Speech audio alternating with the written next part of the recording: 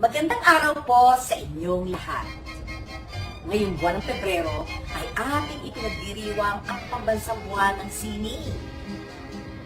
Paksa ng pagdiriwang ngayon ay Arab Sining, Alay Sigla.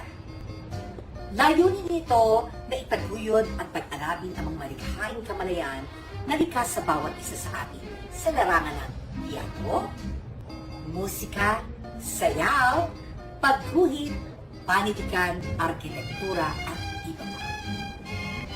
Alam ba ninyo na dito sa Taguig ay napakaraming mga individual ang naging alagad ng sining? Isa na rito si Ginoong Emiliano Cruz, ang tinaguriang hari ng kundiman at ama ng awiting pangdrama.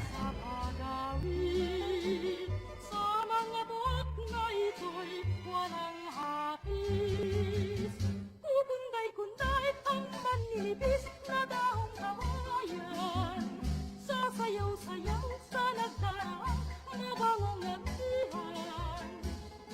At bilang pagpupugay sa kanyang ambag, ay isinunod sa kanyang pangalan ang Taguig City Auditorium sa Bulwagang Emiliano Cruz. Bagamat may pandemya, ay marapat pa rin natin ipagdiwang ang ganitong selebrasyon sa pamamagitan ng ating makasini na kamalayan na likas sa puso at diwa natin.